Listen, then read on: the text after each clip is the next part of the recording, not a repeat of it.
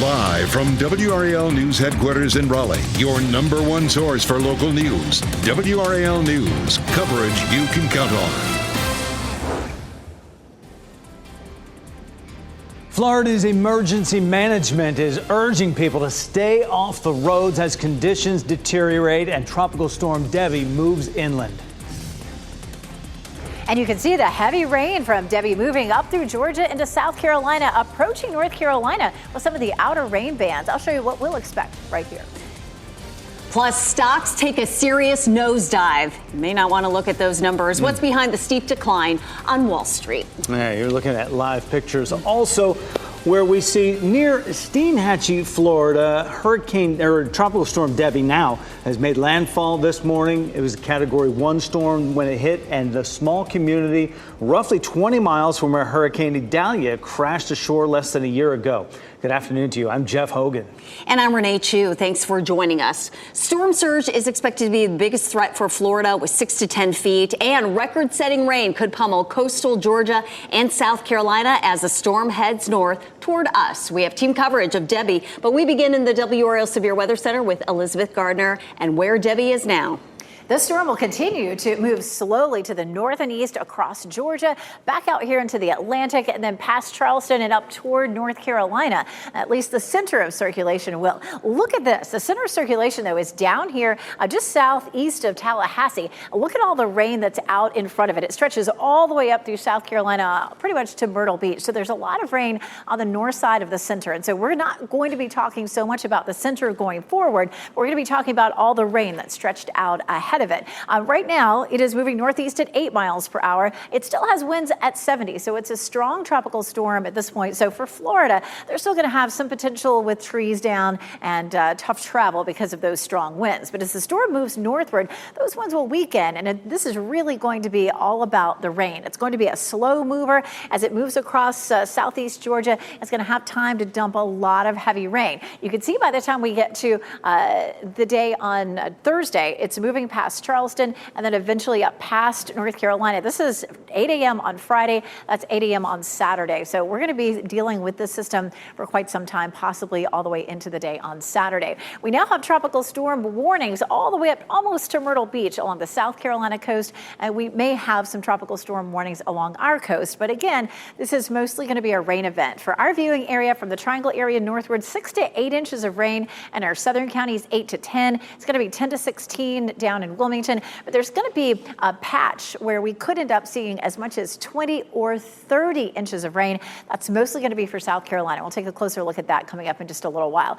For us, we may have some isolated thunderstorms this afternoon unrelated to Debbie. We'll start to see some coastal rain bands, especially down around the Wilmington area later this afternoon. The first rain bands here will arrive tomorrow. Could be as early as the morning, but definitely by the afternoon we should see that, and then we'll continue to see more of the heavy rain along the coast. Right now, Wednesday through Friday, looks like when we would have the heaviest rain and the best chance for flooding. 20 to 40 mile per hour wind gusts are possible as well. Coming up, we're going to go through Futurecast and show you when the first rain bands may arrive and when that heaviest rain gets to where you are. And happening right now in the WRAL Live Center as we continue to track Debbie. This is a live look at RDU. Obviously, we are not seeing any of that weather here yet. Blue skies, some clouds in the skies, but obviously Florida dealing with a lot of delays and cancellations.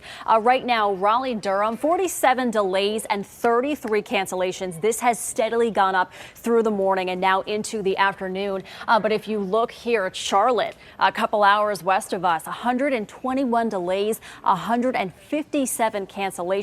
That has gone up by a lot. I've been watching it all morning long. And then, of course, Orlando right in the middle of that storm right now. 199 delays and 250 cancellations. So definitely, if you have a flight today, always check the status before you leave the house. Michelle, thanks. Our team coverage of Debbie continues with WRAL's Chelsea Donovan, who joins us now live with a look at how North Carolina is preparing for Debbie when it does get here. Chelsea. Absolutely. We know that it's churning up the coastline. And of course, nobody's more ready than the state EOC here in Raleigh. And joining us now to talk about the preparations here on the state side is Justin Graney with the Comms Department.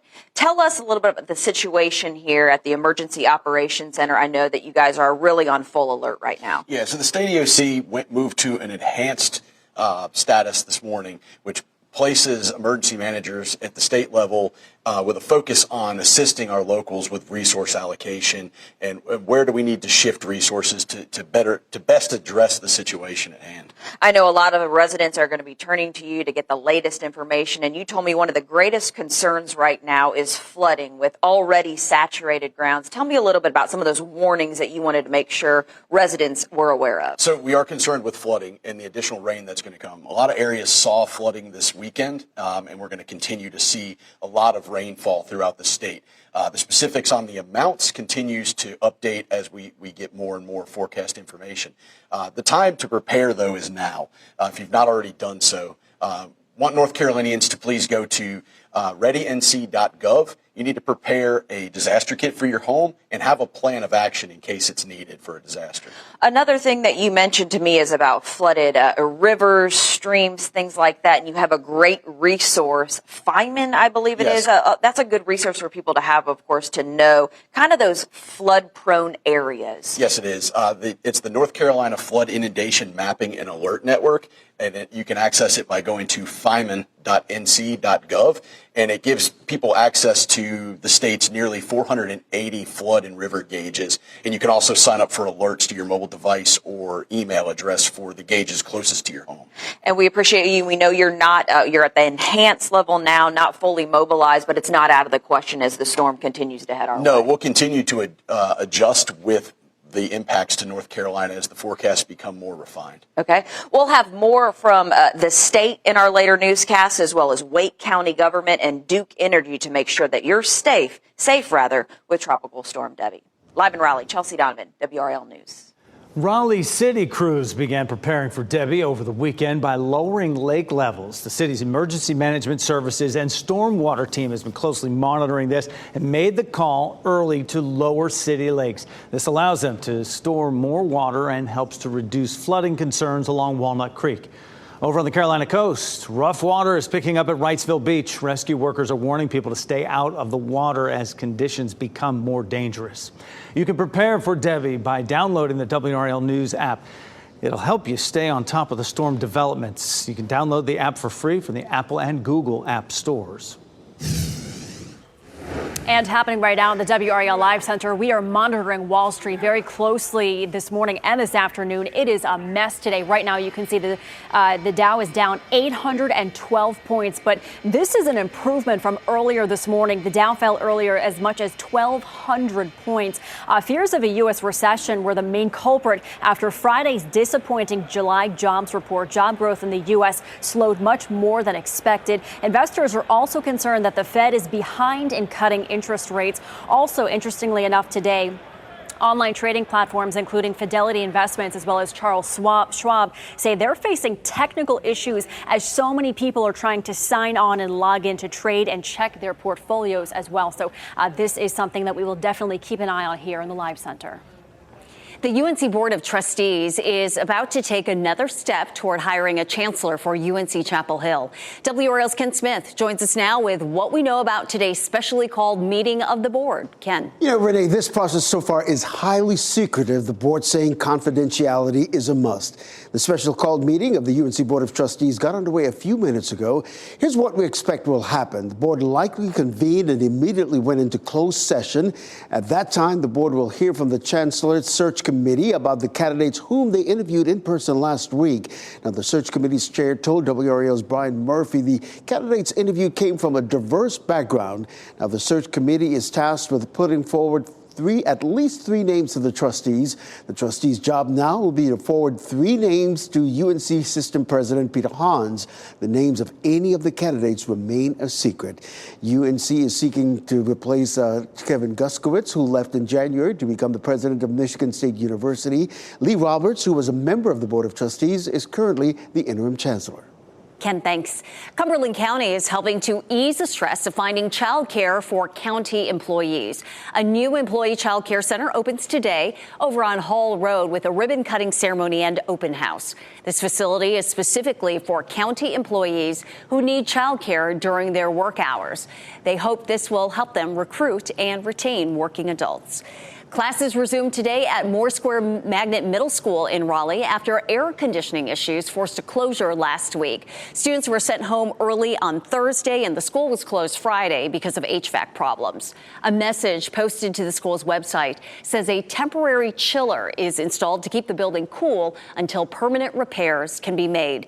At least one other school had HVAC issues last week as well. Today, a man accused of shooting and killing another man and injuring a woman in Raleigh is expected to make a first court appearance. Julius Wilcox is charged with murder. The shooting happened on Briarmont Court near Sunnybrook Road Saturday. Sharice McLean died. Police say all the people involved knew each other. A driver faces charges after hitting a Raleigh police vehicle with their car. The officer was checking out a minor crash on the side of I-440 near Capitol Boulevard when another car hit that officer's vehicle. The driver went to the hospital with minor injuries. A Cary man is now charged with crashing head-on into a Wake County Sheriff's Office vehicle. It happened just before 3:30 this morning on I-540 near Creedmoor Road. The deputy was taken to the hospital with non-life-threatening injuries. Matthew Clary is charged with DWI, driving the wrong way on a highway, and possession of an open container of alcohol.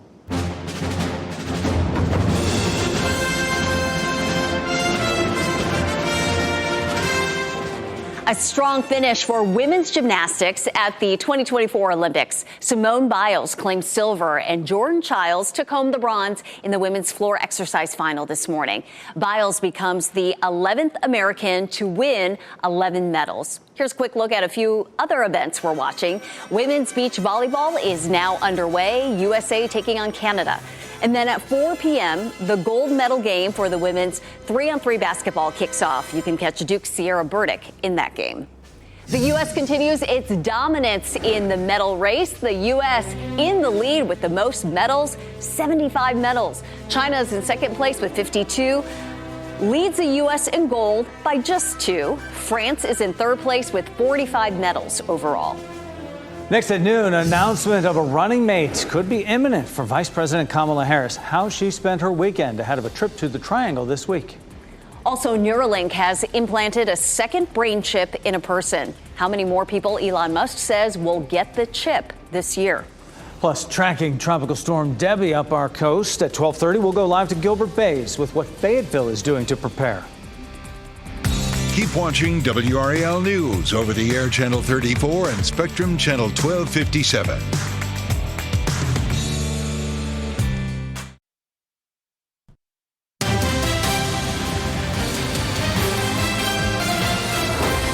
Vice President Kamala Harris could soon announce her running mates. This weekend, Harris interviewed at least 3 top contenders in person.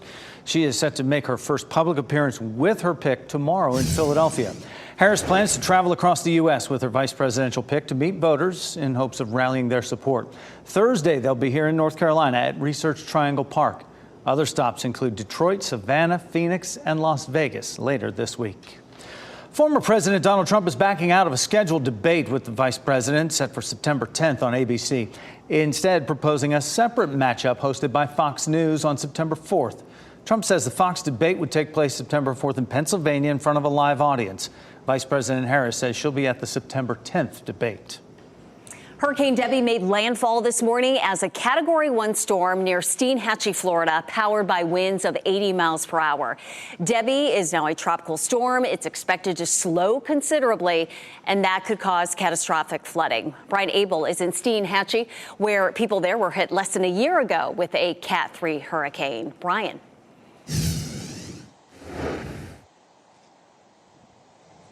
And now they are being hit again. Even though Debbie is now downgraded to that tropical storm, we wouldn't be able to tell here in Steinhatchee because we are still getting pummeled with gusts of really strong winds. We're seeing wires down as well. And also this storm, it has unfortunately now turned deadly. A 13-year-old boy in Levy County, Florida, killed when a tree hit his mobile home. Hurricane Debbie. It has made landfall near Steinhatchee as of 7 a.m. this morning. Fourth and fifth generation Floridians, the McDavids, have been through their fair share of storms, including last year's Category 3 Hurricane Idalia. A lot of wind, sporadic rain. You can get huge rainfall. The worst scenario is for it to sit offshore for about 3 days and dump, 50 inches of rain or something. Unfortunately, that's a scenario that looks to come to fruition with this storm. Hurricane Debbie made landfall Monday morning as a Category 1 storm in Florida's Big Bend region after strengthening overnight. The storm is expected to slow to a crawl and unleash potentially historic rainfall in Georgia and South Carolina over the next few days. Rainfall is expected to be around 20 inches in the area of Savannah and locally possibly even more. They're calling it a 500 to 1,000-year storm. And so with that, we're extremely concerned about flooding. Flooding and high water rescues were underway Sunday night in the Tampa Bay area as Debbie closed in on Florida with hurricane-force winds and heavy rains, signaling more of what's to come. Now that Hurricane Debbie is making landfall, the most important thing to do is to just protect yourself and protect your family. And more than 200,000 customers here in Florida are without power, Steinhatchee included, at least where we are at. And we are seeing the water levels continuing to rise, and that flooding, that really is going to be the concern moving forward, specifically Charleston as well as Savannah, where the mayor of Savannah issuing a curfew for tonight beginning at 10 p.m. until 6 a.m. In Steinhatchee, I'm Brian Abel reporting. All right, Brian, thank you. And Elizabeth Gardner has a closer look at the scope of this storm. That slow motion, Elizabeth, could turn out to be the biggest problem. Definitely, because there's so much rain with this system, the faster it moves, the less rain we'll see. But this is going to be a very slow mover, so it's going to sit over the same area and continue to bring heavy rain for days. And so that makes us think about storms like Florence. It sat over Wilmington for days, wandered around toward Myrtle Beach, and we saw catastrophic flooding from that. Parts of the southeast are likely to see catastrophic flooding. It looks like much of that would be into South Carolina, but some of that will depend on exactly where the storm ends up. It doesn't have strong steering currents, and so this one's going to be a little bit tougher to forecast exactly where it's going. So we're going to be talking about that for sure. Right now, still winds at 70 miles per hour. It's moving northeast at 8 miles per hour, so it started to slow down earlier this morning. It had winds at 12 miles per hour. Now it's slowed to around 8, and it may slow even more as it's moving across southeast Georgia. It's likely to pop out into the Atlantic, maybe regaining some moisture, maybe not a whole lot of strength. 8 a.m. on Friday morning, likely to be crossing into North Carolina, and then by 8 a.m. on Saturday, moving on up into Virginia. Remember, most of the rain with this is going to be out in front of it. Here's a look at Futurecast, and you can see plenty of rain with this. We're going to start to see some rain bands possibly late tonight, but definitely into the day tomorrow. And then as we get into Wednesday and Thursday, we'll see even more of that rain, more of those rain bands moving into North Carolina and bringing us that flooding potential. You can see another look at this, and you can see the red and yellow areas. That's where the rainfall is likely to be heaviest. The coast of South Carolina and parts of Georgia are going to be the hardest hit, but we'll have our fair share of rain too, as well as we get into late Wednesday, Thursday, Friday. Take a look at this. This pink shaded area here in South Carolina is going to be at least 20 inches of rain. The yellow area is going to be about 15 inches. And of course, that brown area is going to be up to say 7 or 8 inches. We're looking at 6 to 8 in our northern counties, around 8 to 10 in our southern counties, closer to Wilmington. It could easily be a foot or more of rain. And then you get into South Carolina along the coast, and we're talking about even more, 15 to 20 inches. This is a look at our flood risk. It's right now currently a medium risk for most of us, but our southern counties under a high risk. And then from Wilmington southward, it's an extreme risk for flooding, and that stretches all the way down into Florida. So this is a look at our local impacts. We're going to see on and off rain starting late tomorrow or during the middle of the day tomorrow as we see the rain bands coming through. If you've lived through one of these storms, you know how it goes. It'll rain for a little while, and it stops. It rains for a little while as the bands come through. So we're a medium to high risk across our viewing area for flooding. 20 to 40 mile per hour gusts as we get into Thursday and Friday as the center of the circulation moves closer to us. And we'll also have the potential for tornadoes possibly at that time. It's more likely once that center of circulation gets closer to us. Let's talk about what's happening right now. Just some tiny showers. Did you run into one yesterday? I did, and it was just dumping heavy rain. We could see that again later this afternoon. a couple of pockets of some very heavy rain, but it will be just pockets. We're not looking at anything widespread for today. Mostly cloudy already. We're not likely to see a lot of sunshine until this moves on out, maybe by Sunday. 86 is our temperature, and our dew point is 76, a very heavy air mass with us. As we get into some of those heavier rain bands Wednesday and Thursday, our temperatures will be a little bit cooler as we drop into the low 80s. Coming up, we're going to talk more about what's going on with those steering currents and why it's not helping to move the storm along. Elizabeth, thanks. A local school board held an emergency meeting today about mold growing in 3 of its schools. Coming up at 4, we're hearing from the work being done by Person County Schools to make sure things are safe for students when the new school year starts. Well, it's a 500-side investigation has led to a guilty plea by a contractor and a notary. We are sharing what the victim is receiving from this deal. That's at 5:30. Still ahead this noon, one of the country's largest financial institutions wants to go after federal regulators, what JP Chase says could prompt a lawsuit. Plus, back-to-school shopping is putting a strain on some household budgets. What several new surveys revealed about the lengths parents are going to ensure that their children have what they need for school.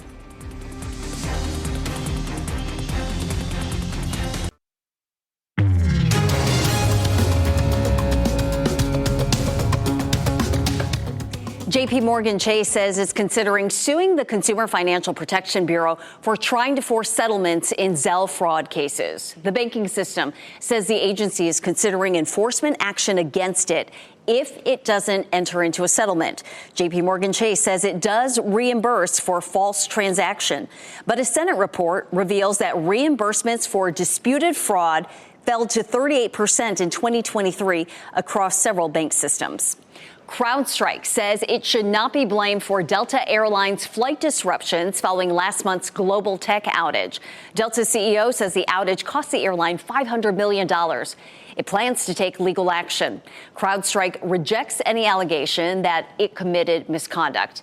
Delta canceled more than 6,000 flights in a 1-week period. Half of American credit card holders are carrying debt month to month, the highest figure in more than 4 years. A new Bankrate survey finds 60% of those with credit card debt have been in that situation for at least a year. More than a third say inflation has made their burden worse, while a third cite high interest rates. New surveys reveal the sacrifices some parents are making to ensure their children have supplies for school. A National Retail Federation report says families with school kids will spend an average of $874 on school supplies and clothing and electronics. More than half the parents in a recent survey said they're trading off paying bills and buying groceries to cover school supplies and clothing. A third say they are willing to take on at least $500 debt. We're going to take you to Florida once again. This is a live look at the Skyway Bridge in Tampa Bay. The bridge is closed. You see no traffic there due to the high choppy water. Some parts of Florida could get up to 30 inches of rain as Debbie, now a tropical storm, makes its way inland, including areas still recovering from Hurricane Idalia in August 2023. Elizabeth tells us when we could see bands of rain from Debbie. Plus, teachers across the nation are adopting holistic practices it says will help students cope with mental health issues. The result of practicing mindfulness in the classroom later. And right now, here are your winning NC Education lottery numbers on your screen. We'll be right back.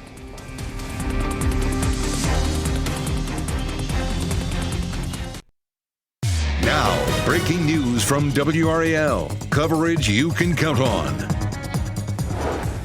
Nearly 300,000 customers are without power in Florida and Georgia in the aftermath of Debbie.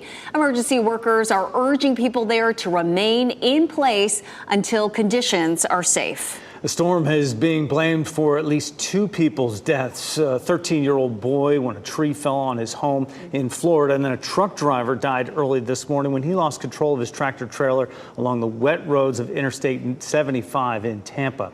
We have team coverage of all the developments, including how local leaders are preparing. And we begin this half hour with meteorologist Elizabeth Gardner in the WRAL Severe Weather Center. So much rain with this system, and that's going to be the thing that causes so many problems. You can see the center of circulation is down here south and east of Tallahassee, and it's going to be a very slow mover. And look at how much rain there is out ahead of it. It's raining already in Charleston and in Myrtle Beach, and likely to push on up toward Wilmington before the end of the day today. The storm, the center of circulation still holds cold winds at 70 miles per hour. So that's going to be more of an issue for folks in Florida or South Georgia until that wind begins to die off a little bit. There's still maybe a lot of trees down and power outages. We could see some of that where we are, but the winds are likely to be much lighter as it makes its way up toward North Carolina. Up through Georgia and into South Carolina, again, the rain's going to be the biggest thing. It looks like between Savannah and Charleston is where some of the heaviest rainfall could be, up to 20 plus inches. As it moves northward across our area, we're talking about 6 to 10 for most of our viewing area. And the timing for that could start as early as tomorrow, but some of the heaviest rainfall will be Thursday and Friday, and then starting to exit North Carolina on Saturday. From the Triangle area northward, 6 to 8. From Raleigh southward, 8 to 10. And then as you get down toward Wilmington, we're talking about well over a foot of rain. And some of this is going to depend on exactly where the storm comes. It may wobble a little bit. There are not good steering winds with this one. And so we're going to talk about what that means coming up in just a little while. But when are we likely to see the heaviest rain with the storm? Late tonight through Wednesday, down toward Wilmington, around the Triangle, most of our viewing area Wednesday through Friday. But some of our northern counties, we could be seeing some of that heavier rain through Thursday through Saturday. And again, we're going to go through Futurecast. I'm going to show you the path of the storm as it's likely to come through the region. Elizabeth, thanks. Debbie is expected to dump about 9 inches of rain in some of our southern counties. These are areas that took a tremendous hit during Hurricanes Matthew and Florence. WRAL's Gilbert Bays covered both of those storms. He is live at the Cape Fear River, where emergency workers are keeping a close eye on the river level, 1 gauge of this storm, as we're expecting flooding here. Gilbert, what's the latest? Well, Renee, that's right. I talked with Gene Booth. He's the director of emergency management here in Cumberland County. In fact, he jumped out of a planning meeting, to come give me the latest. They are monitoring the levels of the Cape Fear River, and we are too. Normally, our barometer is this boat dock here at the Person Street Bridge. When that's underwater, then we know that the river's really on the way up. So you can see that's not the case right now.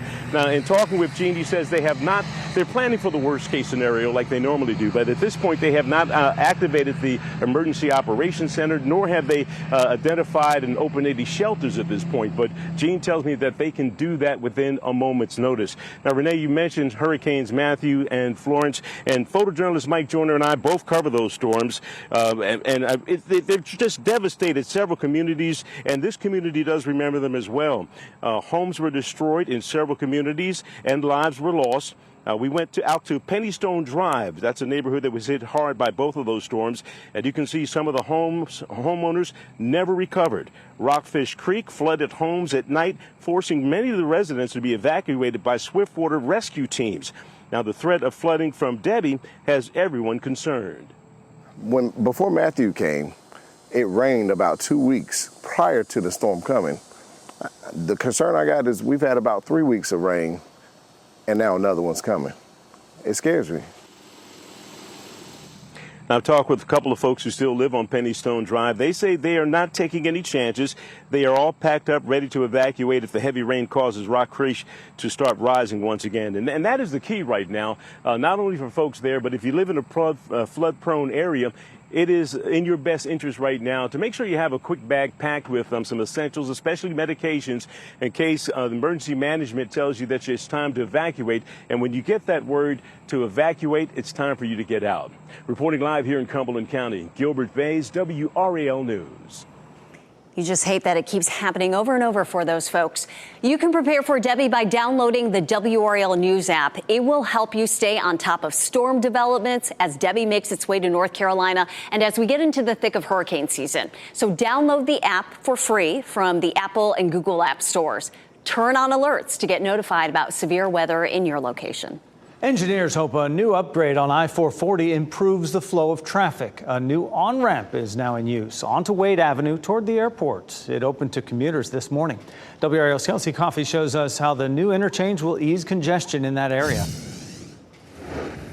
Starting starting today, your drive here on the Beltline may look a little different. Your next drive through the 440 Wade Avenue interchange should come with less of a hassle. There's a new flyover bridge. This will connect drivers on 440 East to the westbound lanes of Wade Avenue heading towards the airport. There are two changes you should know about today.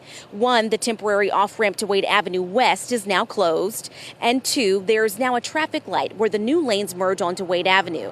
The new flyover connector is a part of the ongoing 440 widening project. That project began back in 2019.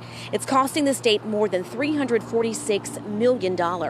We are going to move into next year with a few things, so certainly that's going to be something we watch out for. But I believe light is at the end of the tunnel, and people are going to be so pleased. And you heard me mention that traffic light that people should be watching out for today. There's even a reminder there for drivers to stop here on red. The 440 widening project is set to be complete at some point next year. Kelsey Coffey, WRAL News in Raleigh. The danger of labeling a child's behavior in school, how that affects punishment and overall development of the child. Plus, scientists continue to develop new technology to track hurricanes, how a new type of drones can fly into the eye of the storm, and how the information it gathers can help improve forecasts. Our team is working to bring you exclusive stories. For coverage you'll find only on WRAL, go to WRAL.com and search only.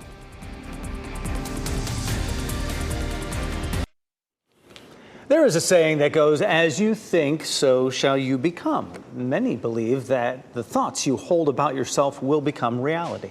Education is meant to positively impact a child's life, but the way teachers discipline and label students can do the exact opposite. Ted Lindner takes a look at what some advocates say parents need to know before students kick off the new school year.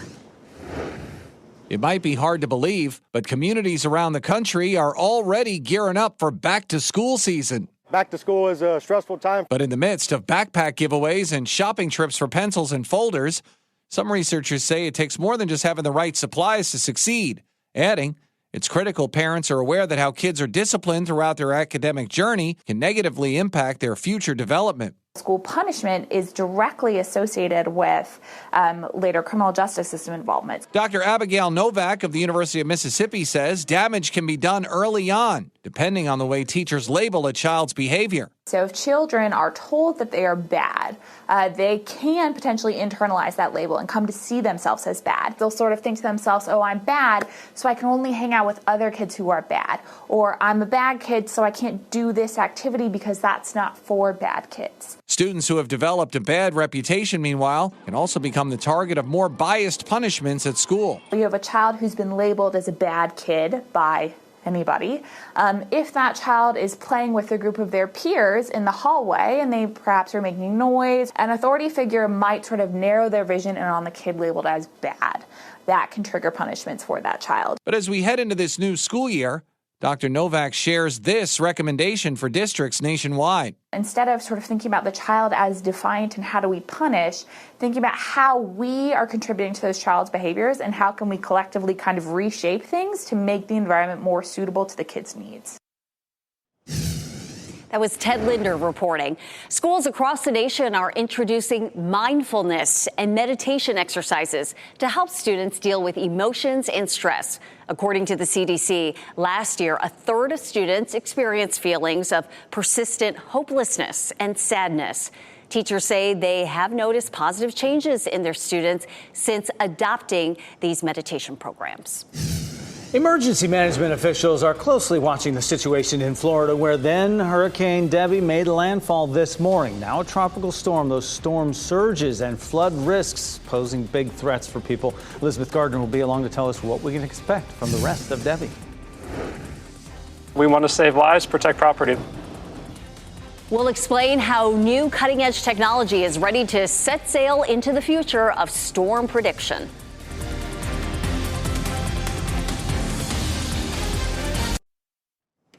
A Granville County family can no longer stay in their home after a tree fell on it. It happened during the severe storms most of our area saw Saturday. Patricia and Charles Etheridge say they heard a big boom in their kitchen. They knew something was wrong. The wind sent a massive tree across the home they've lived in for years, and it destroyed their living room and their car. You're going to have to leave everything behind. That saddens me. Saddens me to the point that I had to cry because I feel so much emotions. Oh, just want to give him a hug. A tree fell the day before on one of their neighbors' houses, and now a tarp covers her roof as they prepare for more storms in the week ahead. From Debbie. New cutting-edge technology is helping researchers track hurricanes and learn more about the powerful storms. It's called Sail Drone. It's 23 feet long. It's packed with cameras and sensors. And these drones are sent sailing right into the storm and can withstand powerful winds, even 50-foot waves, giving scientists a view of hurricanes they've never seen before. It sends data back in real time, including wind speed, wave height, and ocean temperature. This data collected from inside the storm itself will make forecasting even more precise. So it's all building up to improving forecasts, improving predictions to help give people more preparation and more lead time warnings. The drones are wind-propelled and solar-powered and can remain at sea for up to a year. 11 others like it will be deployed this season from hurricane zones in Florida, the Virgin Islands, and here in North Carolina. More lead time warnings that will be key to keeping people safe when these hurricanes come. And of course, we're watching closely Debbie, now a tropical storm with North Carolina in its path. Meteorologist Elizabeth Gardner in the WRAL Severe Weather Center to walk us through the impacts we could see and when. Let's start with a live look at Wrightsville Beach, and everything looks pretty quiet. There are a lot of people out. It is gray right now, but there's no rain there at Wrightsville Beach. The surf looks a little on the high side, but certainly doesn't look like it's one of those just angry seas just yet. What you will note, though, is starting now, you don't want to get in the water. The rip current danger is only going to increase, of course, as Debbie continues to move up the East Coast. The heaviest rain right now is northern Florida and parts of Georgia, but we're seeing some fairly steady to heavy rain across parts of South Carolina, all the way up to Myrtle Beach now. We'll likely have some rain bands moving into the Wilmington area, including Wrightsville Beach and Carolina Beach over the next 3 or 4 hours. This is a look, of course, at the forecast track. You notice that the symbols are fairly close together, in some places closer together than we typically see, and that's an indication of the slow movement of the storm, and that's why we're likely to see so much rain with this. Some of us remember Florence as it moved from the Atlantic and just sort of halted here around the South Carolina, North Carolina line, not too far from Wilmington and Myrtle Beach, and boy, just dumped and dumped rain for several days. This is going to feel a little bit like that, and the heaviest rain likely to be from Georgia into parts of South Carolina. And we'll have our share of some very heavy rain that could cause some flooding, but it looks like it'll be a little bit worse down to the south as the storm is moving a little more slowly. Now, in terms of the motion of the storm, these storms are pushed along by upper level winds. And in this case, this storm doesn't have much of an attachment to upper level winds. So this one's going to be a little trickier than some others in terms of how fast it moves, how much rain it drops where. But this is our best estimation right now. This is going to be 5 o'clock on Friday. And then as we get into the day Saturday, we start to see some of that pulling away. Again, it's going to be a very slow moving system. The strongest upper level winds are actually well to the north, say up around Canada or near the Canadian-United States line. So we just don't have a lot to push this around, and that means it may be apt to wander a little bit. So again, this is a look at our forecast. The forecast is for it to move along slowly up the East Coast and then eventually on up maybe as far as New York and New England with some heavy rain. The heaviest rain is likely to be potentially South Carolina, Georgia with up to 20 inches. And any of us who've ever lived through a storm with 20 inches knows that's a lot. Now, we're at the moment not expecting 20 inches in North Carolina. The Wilmington area, Brunswick County will likely see the heaviest at 10 to 15, but stay tuned for updates as that certainly could change. We're looking at anywhere from 6 to 10 inches across our viewing area. What does that mean for us in terms of our averages? In Raleigh, our average August rainfall is a little under 5 inches. So 6 to 8 inches is a lot. In Fayetteville, it's a little over 5. We're looking at 8 to 10. So, I mean, it could be double the August rainfall. And same thing in Wilmington. 8 inches is the normal August rainfall, and we could see up to 16 inches. That would double it. So what can you do to be prepared? If you still have a little time this afternoon, this evening, clean out your gutters, mow the yard, and just make sure you have everything that you might need if you lose power or end up with some flooding. We do have a couple of isolated showers starting to pop up. One of those north of Fayetteville there, the northern part of Cumberland County. We're likely to see a few isolated storms pop up today. Some of those could produce some heavy rain, but they're not likely to be terribly widespread. Right now it is 86 degrees with a dew point of 76. It is very warm and steamy out there right now. No 90-degree days in this 7-day forecast because of the impacts of Debbie. Elizabeth, thanks. NASA and Boeing are thinking of ways to bring 2 astronauts back to Earth. One could involve collaborating with Elon Musk. Details after the break. As we wrap things up, here's a look at a few of the headlines we're following today. We are continuing our track of now Tropical Storm Debbie moving across Florida. Right now it's moving over the northern part of the state at 70 miles per hour. Debbie is expecting to bring potentially historic rainfall. It could cause catastrophic flooding to some areas. The system made landfall early this morning. This is a live look in Tampa right now. Rain from the storm is already coming down in Georgia and South Carolina. Crews across North Carolina are preparing for Debbie. The city of Raleigh's emergency management services team is lowering lake levels, allowing the bodies of water to hold more water and reduce the potential for flooding. We have seen impacts to flights out of RDU as well. Airlines have delayed 50 flights so far. 33 have been canceled. The WRAL severe weather team will have updates throughout the day on air and online. Stocks took a nosedive this morning. The Dow Jones Industrial Average dropped 813 points, more than 2%. The Nasdaq lost 2.7%. The S&P 500 slid considerably as well, down 2.3%. The blue chip Dow earlier fell as much as 1,200 points. Fears of a U.S. recession were the main culprit for the decreases. Investors are also concerned the Federal Reserve is behind in cutting interest rates. Elon Musk says his brain chip company has implanted a chip in its second patient. Musk says the second patient has a similar spinal cord injury as the first Neuralink patient. The device is meant to help paralyzed patients use technology with just their mind. Neuralink's first patient had shown the device's ability to help him play games and use the internet. Musk also says Neuralink plans to implant 8 more patients by the end of the year. NASA says it is evaluating all options to bring astronauts Butch Wilmore and Sonny Williams from the International Space Station as safely as possible. The team launched into space aboard Boeing's Starliner in June. They were supposed to return 8 days later. But as you know, those days turned into weeks and weeks turned into months after NASA discovered 2 technical issues. Ground teams for the space agency and Boeing are testing thrusters. They're even considering bringing the crew home aboard a Dragon spacecraft. Pet of the day comes to us from Per Partners. Gossip Girl's a 2-year-old domestic short-hair calico female. She was rescued in labor to a litter of adorable kittens. Now that her mom's duties are over, she's looking for a quiet home where she can relax and enjoy gentle human contact.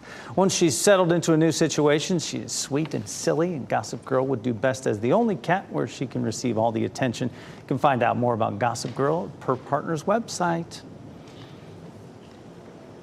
And also coming up, that is going to be all of our time actually on Fox 50 here. You can get breaking news updates anytime on the WRAL News app. Have a great day, everybody.